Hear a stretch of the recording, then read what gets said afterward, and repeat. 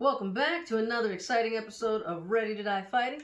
I'm Kris, and today I'm going to talk about how to prioritize what you're prepping for. This is something that kind of comes up a lot, either in the groups and the people who I talk to who are also preppers, and people who are not preppers. It's something that comes up. The non-preppers ask me, "What do you think is going to happen? What are you preparing for? It seems to always go back to zombies, and that's partially my fault. I like talking about zombies. I think zombies are funny and fun, so might be partially my fault. But then even within the prepper communities, it's hard to hone in, like what, is earthquake. What if an earthquake happens? What if there's civil war? What if it's a nuclear attack? What if it's there's so many different directions you can go in. What do you prepare for? And there's the thought, well, if you prepare for the worst thing, and I think that's also where the zombies come in. Prepare for zombies, and then you're prepared for everything. And I think to a certain extent that's true, but that can be pretty overwhelming. And plus, how do you prepare for zombies realistically? How do you prepare for something that is not really real? And so it's a legitimate question, and it was something that I was kind of struggling with as well for a while. And so my preparing was kind of all over the place. That's when I was making these elaborate bug out bags and just buying a bunch of stuff that, in retrospect, I don't know that I really needed, or if I did need it, it wasn't a very high priority. Like, I probably should have spent that time and money on something else. And so what I came up with is basically it's kind of a basic risk assessment chart. And you can use that to figure out what your priority should be. What's the most important thing? If you're only prepared for one thing, what should that one thing be? And I don't think that's a bad approach to go with, because there is a lot of carryover between them, and it will, no matter what you're preparing for, it will prepare your mind to just be in a state of readiness. And the more you prepare for one thing, the better prepared you are for the other stuff, just by, I don't know, by proxy. Is that the right word? I don't know. I'm not sure. But being really prepared for one thing is better than being kind of sort of prepared for nothing, I guess, or everything.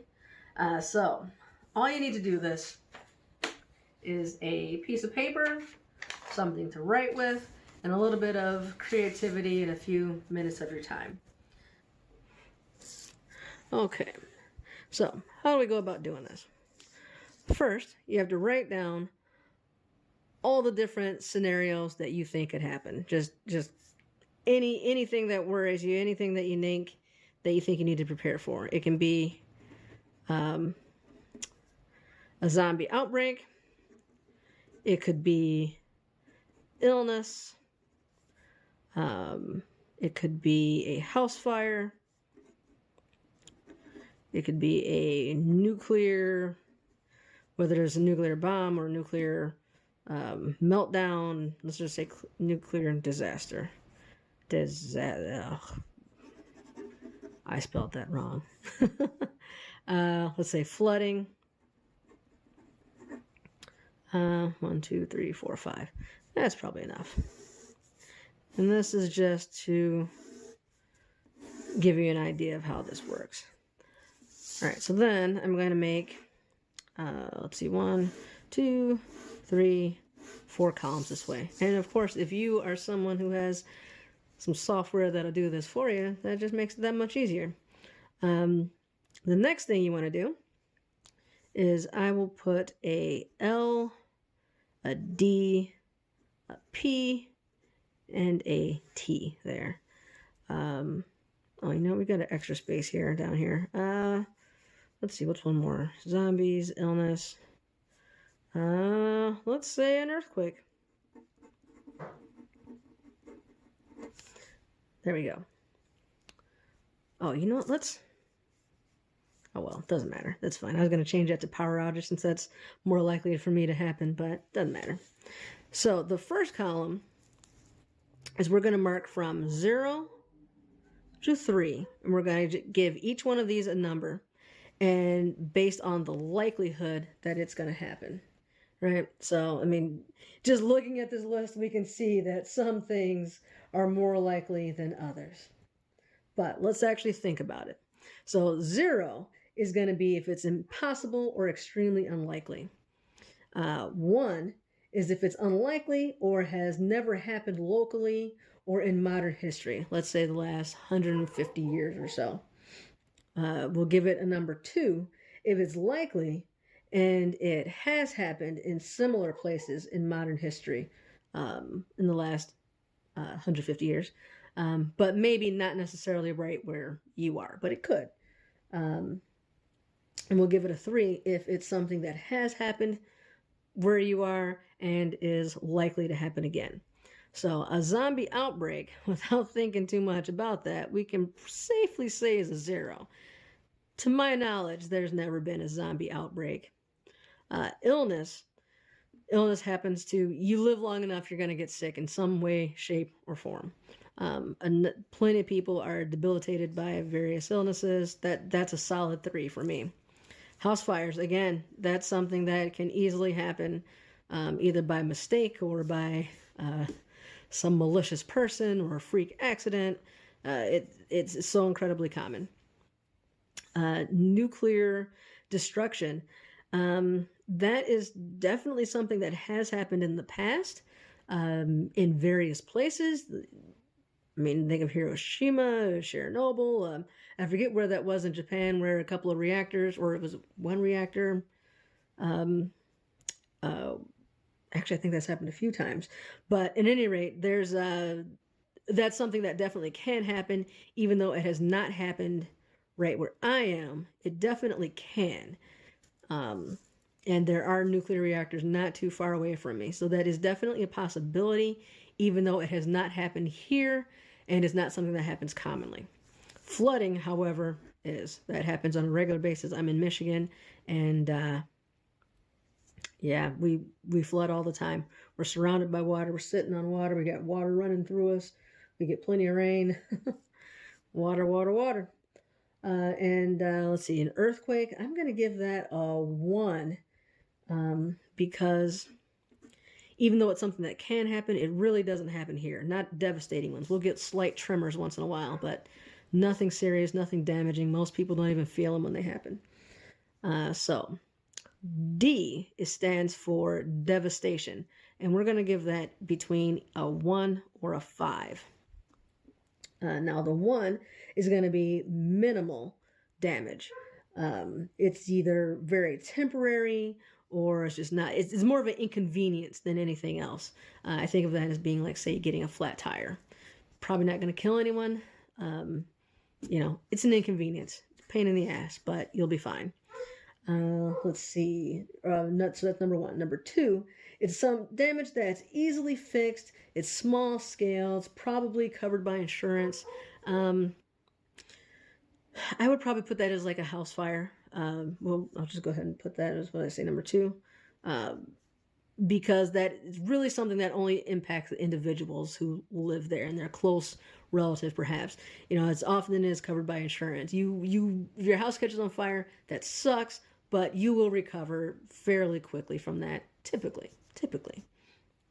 So then number 3 is going to be more large-scale local damage. There's possibly injuries and death.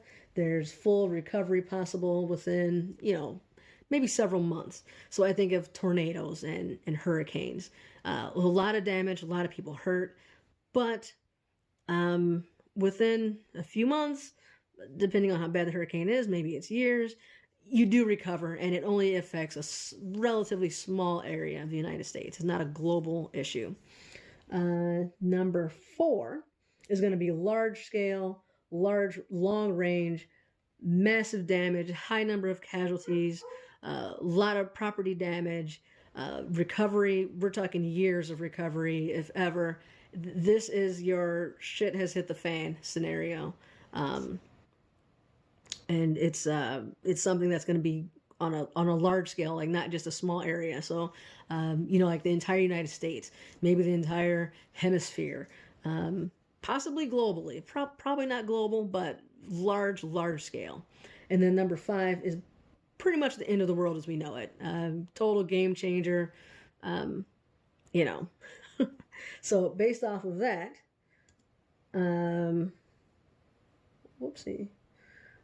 based off of that, I'm going to give the Zombie Outbreak a 5. I mean, that's a game changer, right? Where things are not going to be the way they are now if we've got the undead. Illness, for me, just an individual illness, is going to be... I'm probably going to give that a 2. It's more than it could be more than an inconvenience, because I'm not talking just like a cold or the flu. We're talking about maybe some serious illness that could affect my ability to work, could affect my ability to take care of myself, my home, my kid, you know, all that fun stuff. This house fire's already got it too. Nuclear, that, depending on what it is, if we're talking like a nuclear war, that could be global. It also could be a local. So I'm going to give it a 3, maybe even a 3.5, not sure. Flooding is probably 3. That's going to be, yeah, my basement could flood and it could be just me, but let's go worst scale. Let's say it's flooding, you know, flooding a city, flooding a neighborhood, you know, a lot of people affected by it. Earthquake, again, I'm going to give that a 3 because it would be local. We probably won't have a nationwide earthquake. So then P is our ability to prevent or prepare for these catastrophes. And we're going to number that from 0 to 5. And this one goes a little bit backwards. The other one's the higher number was the severity of it, and this one, the lower number. So 0 is going to be nothing anybody can do about it. It's like you can't prepare for it. This is the scenario where a comet comes and knocks the Earth off orbit and sends us into the sun. Like, there's nothing you can do about that. We just burn to death. And so, you know, you get a 0. We'll give it a number 1 if it's something that we technically could do something about it, but it would require our policies to change, society to change, our culture, infrastructure, all of that has to change. It's going to be time consuming, resource heavy. It's going to take a lot of cooperation in order to make that happen. So it's possible, but it's going to be a tough, long road to prepare for that. Let's see, we'll give it a number 2 if it's something that you as an individual could do, but would require a lifestyle change. It may require you to move. So it could be a huge financial or emotional commitment. You know, people who live in California, like Northern California, like on the fault lines, they could move, but if maybe their parents are there, their family's there, their friends, their job, everything they know is there, that even if they could financially afford it, the emotional cost may be too high for them. So again, something that could be done, but difficult. So number 3 is going to be, it's going to be a large time, financial, or skill building commitment, but it's possible. This is, again, if you're in an earthquake area, maybe earthquake proofing your house, maybe replacing your roof if you know that it's bad, or installing solar panels, or in that type of stuff. You can do it, but it requires some work, it requires some time, it requires some money, but it's totally possible. Number 4 is going to be something that's either inexpensive or quick and easy, but not both. There's a lot of things where you can just run out and buy something, but maybe it costs a lot, but it would be quick. You just buy it and you're done. You're all set. Say maybe a generator. You just got to buy it and you have it. But they're a little on the pricey side. Otherwise, say getting your ham radio or taking a first aid course. They usually don't cost very much. A ham radio license is super cheap, but it is a time commitment. So one or the other. And then give it a number 5 if it is both low cost and quick and easy. Something you could run out and do today, right now. Say you don't have flashlights and power outages is a thing that you're worried about. You can run out to the store and buy 4 or 5 flashlights and a bunch of batteries, less than $50, depending on what kind you buy. And done. Check that off the list. You're ready for power outages, or at least better prepared than you were before. So, based off of that, yeah, zombie outbreak. I'm just gonna give that. How do you prepare for that? I mean, there you can prepare for it. You know, I'm gonna give it a 2. You could prepare for it. It's pretty big changes you got to make to prepare for that. Illness. Let's see. Depending on what we're talking about, you could definitely start saving money. You could definitely, let's see, maybe I'm gonna give it a 2.5. Start eating healthier. You can go to doctors, get your checkups, ounce of prevention, pound of cure. You can do all that stuff to try to minimize your risks of illness and,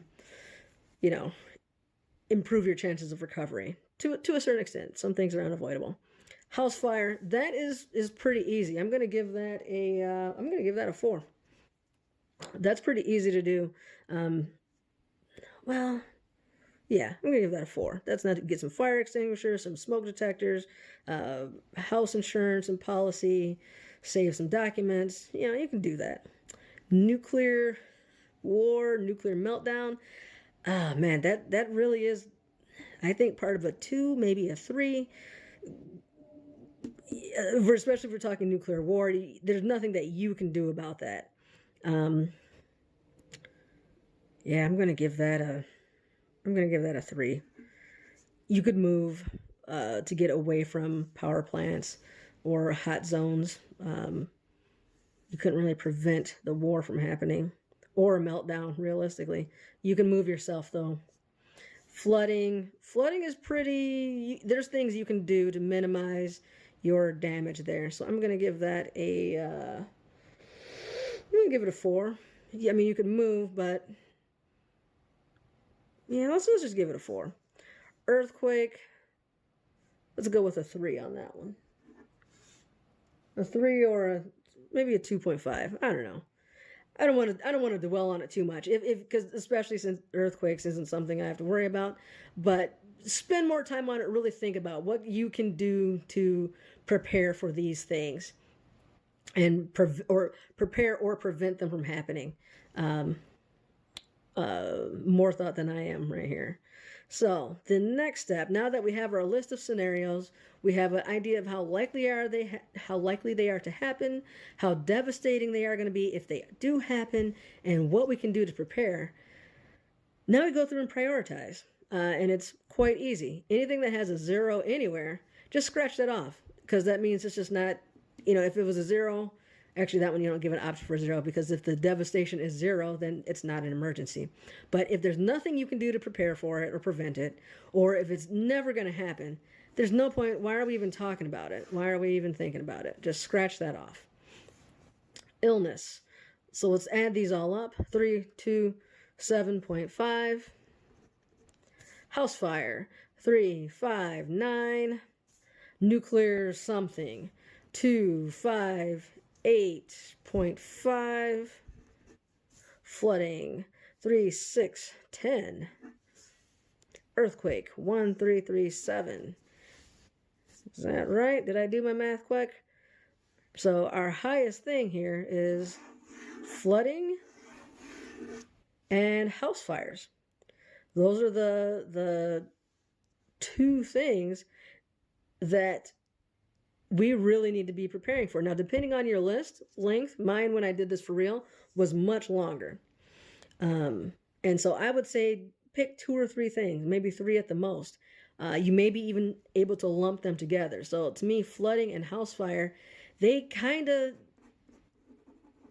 fall under just home damage or property damage, and just prepare for that just in general. Like if the house catches on fire, if the house is flooded, if the house is deteriorating, the roof collapses, whatever. Just check off all these things that you can do to protect yourself from damage to your home, regardless of what the cause is. And a lot of that stuff, there's overlap. Get insurance. Save some money. Maintenance. Come up with a plan to evacuate. Have a little bag by the door in case you need to evacuate quickly. We'll call that a get out bag. Maybe not necessarily need to evacuate, but if your house catches on fire and you got a little bag, maybe that's in the garage or that you keep in the car and that just has a change of clothes and some copies of some of your important documents, things like that, that you can grab really quick if the house is being damaged and it's an isolated event. That just makes things easier. So there's all of these things cover these same things. Additionally, this stuff is just good to do just in general, really. It can help you in other disasters, such as an earthquake or nuclear, potentially. I don't know if insurance will help you in a nuclear disaster, but being able to evacuate, having your house be as strong and as safe as it possibly can be, that is all good, right? So you might be able to lump those into one thing. Illness is high on the list as well. So illness could be lumped together with unemployment.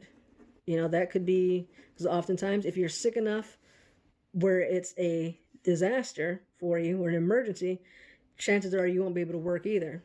I mean, maybe your company's good and gives you enough time off, but it could definitely have an impact. You could potentially cause some financial instability similar to that unemployment would be, you know, or injury, you know, all kind of fall under the same thing potentially. And there's overlap with that as well. Having some money saved, eating healthy, exercising, going to the doctors. Like I said before, all the stuff that you can do to try to minimize the damage. Now that we see that these are priorities. The nuclear one, it is actually higher than illness in this case. But, you know, figure out what you need to do in order to prevent that. Have some iodine, some anti-radiation pills. Figure out what you can do, where you can go if there is a risk of nuclear meltdown or nuclear attack. Do you have a basement? Is there some sort of bunker that you can go to? Will you have time to evacuate and get far enough away? Ask those questions. So now that you have an idea, you can do that and prepare accordingly. I found this to be very helpful when I did it for real. I don't know that my numbers would be the same necessarily. If I was actually thinking and doing this, I definitely would have more things on here that I would be considering. But this is just a good starting point for you to kind of figure out what matters the most to you. And obviously where you live, there may be, it may change. Hurricanes may be your biggest threat. Maybe illness is much higher. If you already have a known illness, then that's going to be a much higher priority. Or if you're older versus somebody who's younger, there may be a higher risk of illness. Or if you have a job that is a bit more dangerous, there's a higher risk of injury versus somebody who, you know, sits at a desk. So you got to take all that stuff into account. And this is going to be a very individual thing. You might be surprised what the results are. And that will help you to be able to prepare intelligently instead of just a shotgun approach. You can kind of be more precise in what you're prepared for. I hope this helped. If you have any questions or suggestions, please leave a comment, like and subscribe if this was helpful to you. And I'm going to try to put more information, more videos out like this that are more prepper related. All right, so see you guys on the next one. Bye. Bye. Look at my little hand.